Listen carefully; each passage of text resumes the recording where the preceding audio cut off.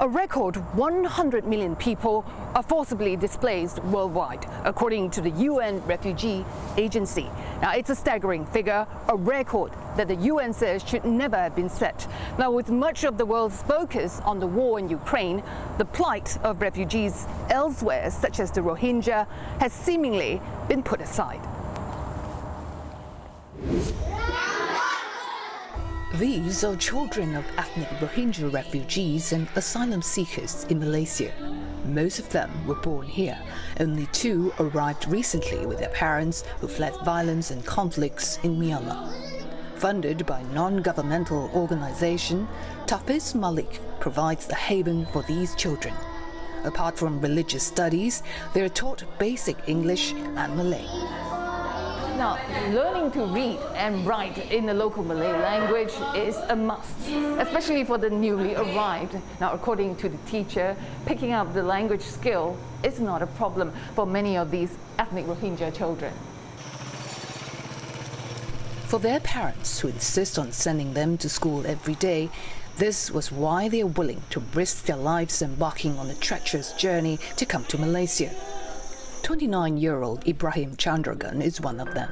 He fled conflict-torn Mongto in Myanmar's Rakhine state 10 years ago. The father of 4 said all he cares about now is his children's education, and he hopes to be able to resettle in a third country soon. Saya bukan mau kaya, saya mau bagi belajar anak-anak saya itu saja.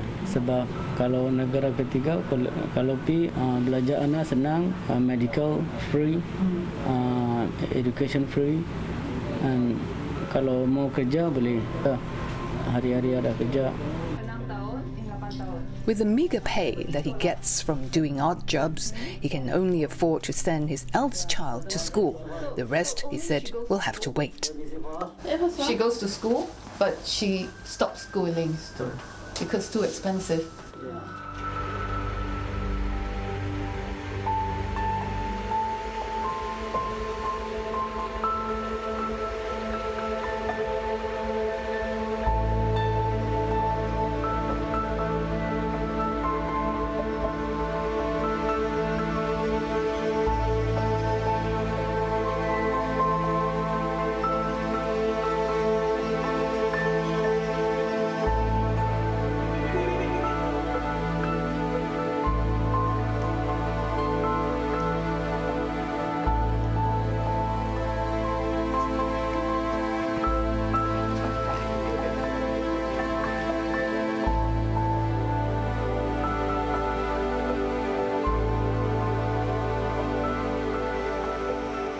I travelled to the northern state of Kedah, where there's said to be a cemetery solely for ethnic Rohingyas. The final resting place for some of these poor Rohingya refugees.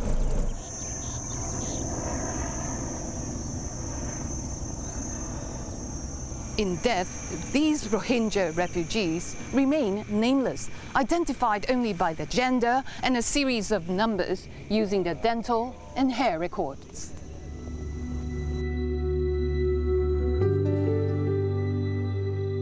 Yusuf Ali is a local Rohingya leader who wants justice for the dead and better rights and protection for the living. Now, Yusuf Ali has been staying in Malaysia for more than 30 years, and every 3 years he needs to renew the UNHCR card, and for him, it's the only protection that he has from authorities, he said. Pasal kalau tak ada ni, kerajaan Malaysia mesti tangkap. Tak boleh kerja, tak boleh pergi mana, tak sewa rumah. Kalau ada ni baru boleh kerja, pergi mana-mana pun boleh. Polis pun tak kacau. Orang sini pun tak kacau. Kita cari makan senang lah. Now in his 60s, Yusuf says he doesn't wish to be buried here, and he still harbors hope to return to his homeland one day. Saya mesti nak balik negara asal saya, Myanmar lah. Bila selesai di sana, aman, mesti balik. In April this year, more than 500 Rohingya detainees broke out of an immigration depot in Sungai Bakap Temporary Detention Centre. Now, unfortunately, 6 of the detainees lost their lives that night. They include 2 women, a little boy, and a girl. They were hit by vehicles on a highway while they were trying to escape. And the Malaysian government is promising a thorough investigation, including what caused the riot and the subsequent breakout. Human rights group has called on the government to release detainees who are seeking refuge in the country. When we know they are stateless, we know they will never get a chance to go back. At this point, why detain? Why keep them in an immigration depot? But Malaysian authorities are walking a tightrope as the population of illegal immigrants grows.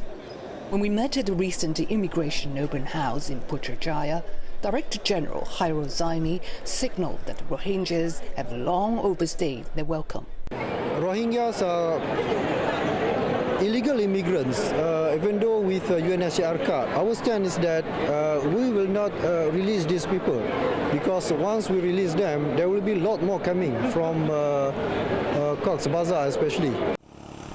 Indeed, some Malaysians I spoke with felt threatened by the continuous arrivals. The protracted lockdown previously to curb the COVID-19 pandemic has fueled xenophobia in some segments of the community. Despite the stigma against refugees, a 16-year-old Rohingya boy is determined to stay in Malaysia, rooted firmly in the belief that he will be accepted by the community if he works hard. I am proud of myself being a refugee, so I personally think that I am Malaysian because I am born here. Though stateless, Feroz is a picture of confidence, and he seems to have it all figured at such a young age. He told me he wants to be an entrepreneur and build his own food business one day. Indeed, for many Rohingya children who were born and grew up here, they have known no other country but Malaysia, a place they call home for now.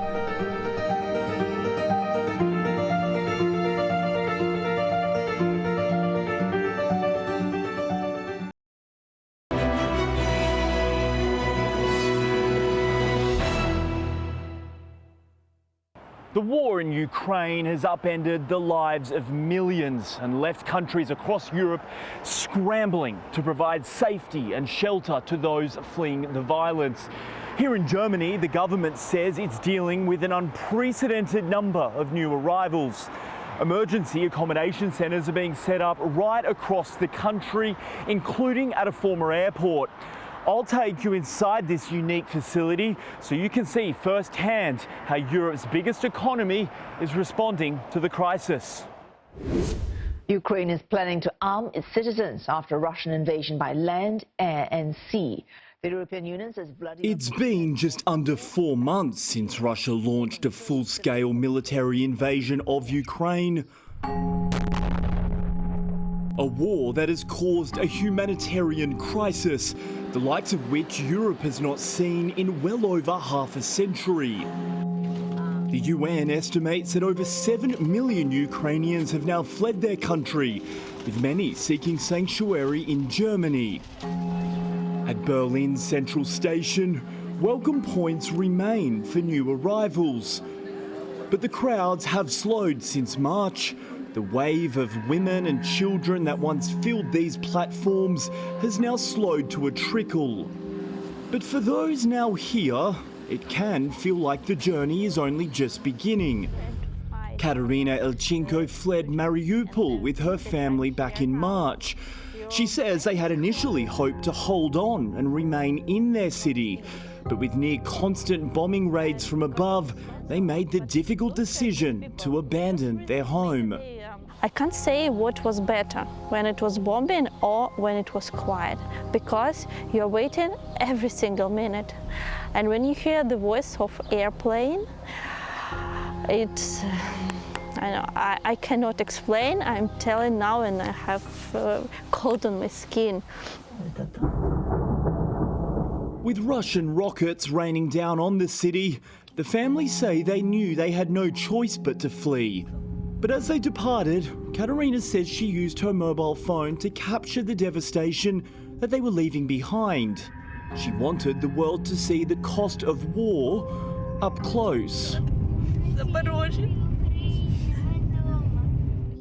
Now safe in Germany, all the family can do is watch from afar as their city is reduced to rubble. When you see pictures of the cities where you have never been, you just see, oh, it's so bad, it's so awful. But when you see your own places, where you worked, where you lived, the streets where you walk in every single day, and it's not, I don't know how to say, it's not life anymore there. You feel miserable, destroyed, to such a black hole inside your heart.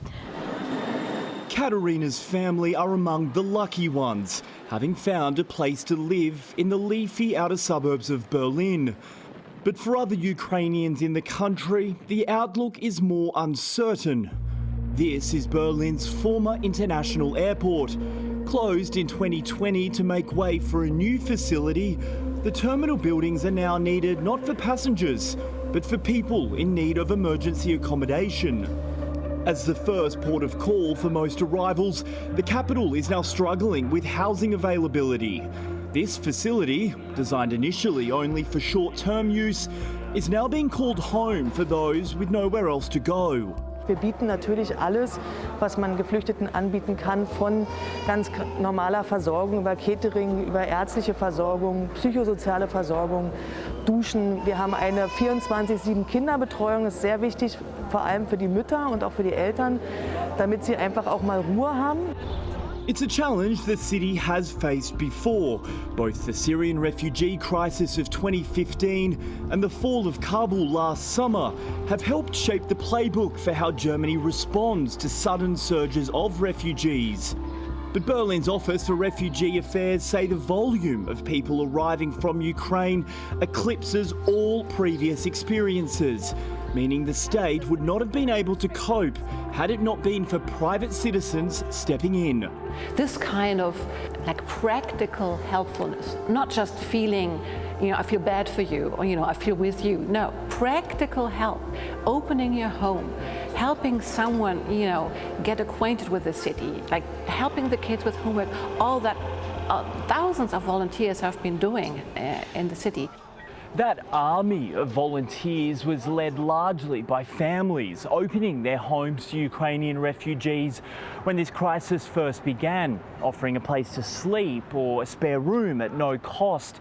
But now longer-term solutions are needed, with both hosts and guests in many cases beginning to share a mutual understanding that there does come a point when a welcome can be worn out.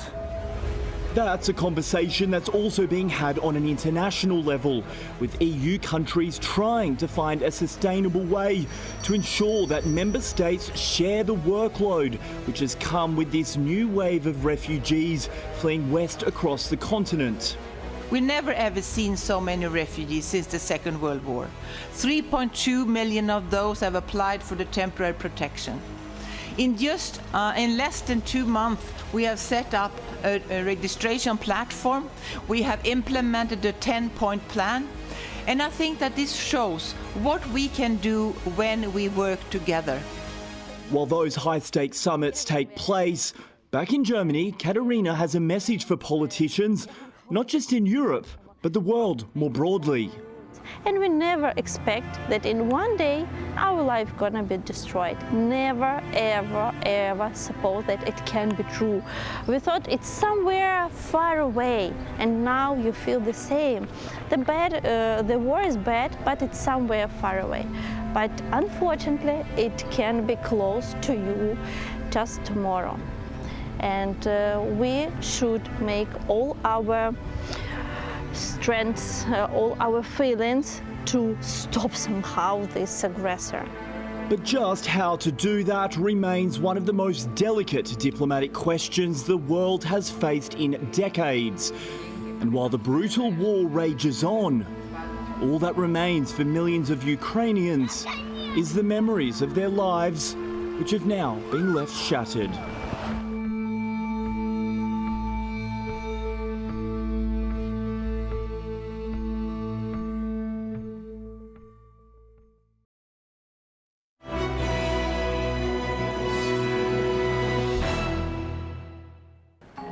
Uganda is Africa's largest refugee hosting country with more than 1.5 million refugees. But the latest influx of refugees from the Democratic Republic of Congo, or DR Congo, is stretching the country's resources. This follows renewed fighting in the DR Congo between government troops and armed groups, forcing millions to flee their homes. The UN Refugee Agency says inadequate funding is affecting humanitarian assistance, putting refugees at risk of disease and starvation. Close to 200 refugees cross this entry point along the border every day. The unrest in the Democratic Republic of Congo, or DR Congo, has forced thousands of people to seek refuge in neighboring Uganda.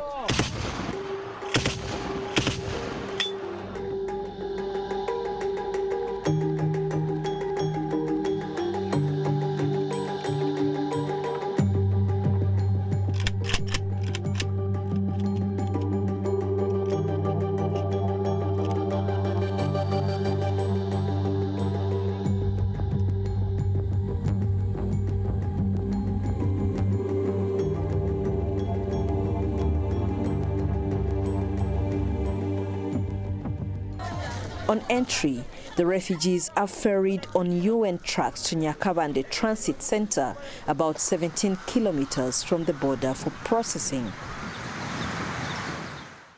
But the center has surpassed its capacity, overflowing with more refugees than it was meant to hold. Our first planning was we are looking at about 60,000 people.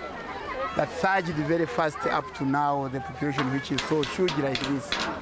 So with this, it makes a little bit planning and mobilizing resources to meet the demands of this big number really not so easy. The center is highly congested and lacks proper living facilities. Humanitarian agencies are working round the clock to put up sanitation projects to avert any possible disease outbreaks, which are regular occurrences in Uganda, despite the ongoing COVID-19 pandemic. Getting clean drinking water is just one of the many challenges.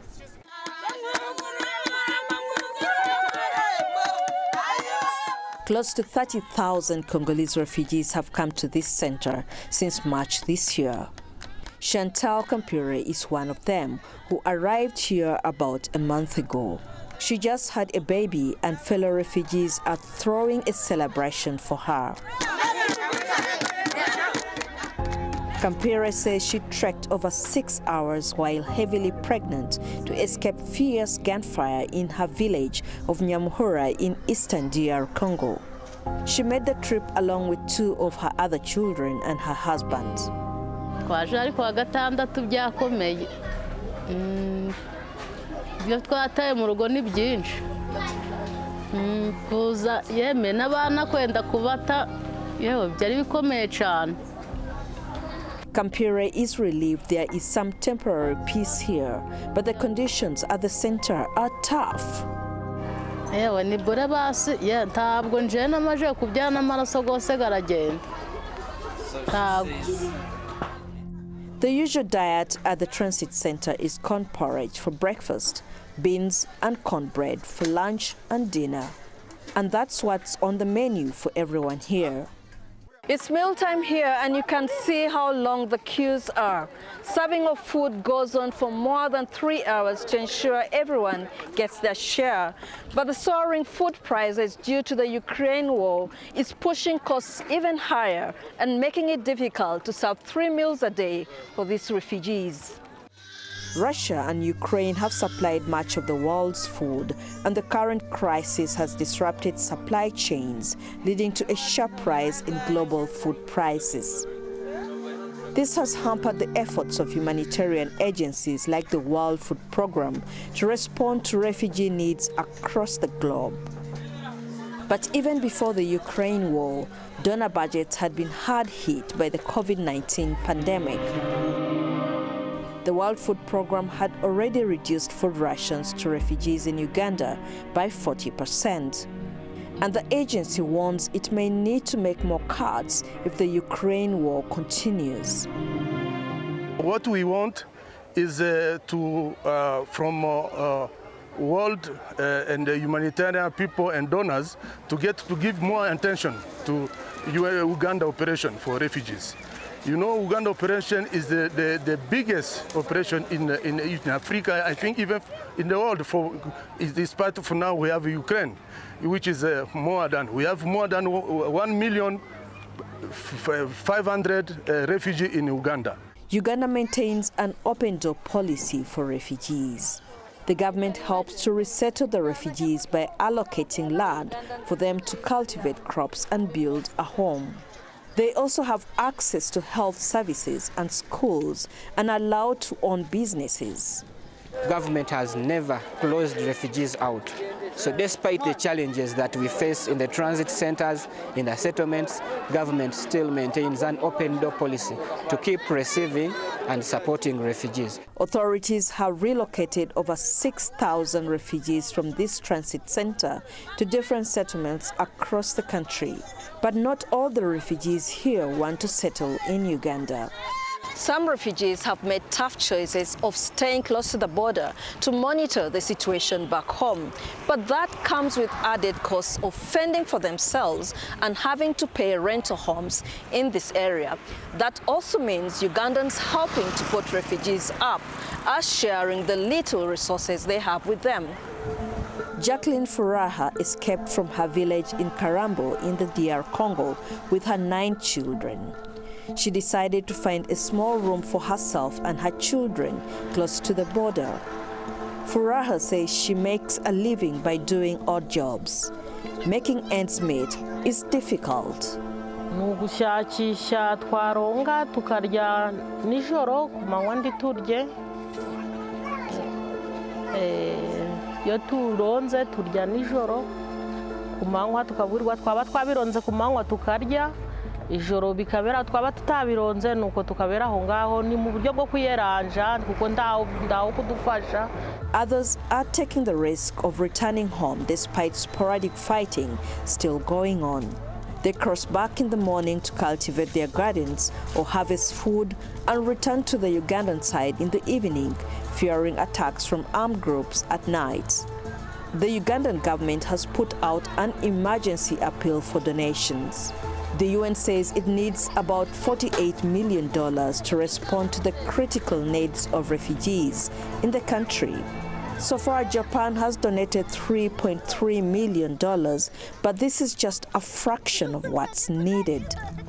As the world leaders try to source alternative food supplies amid the ongoing Ukraine war, refugees like Chantal Kompire will have to make do with the little that's available.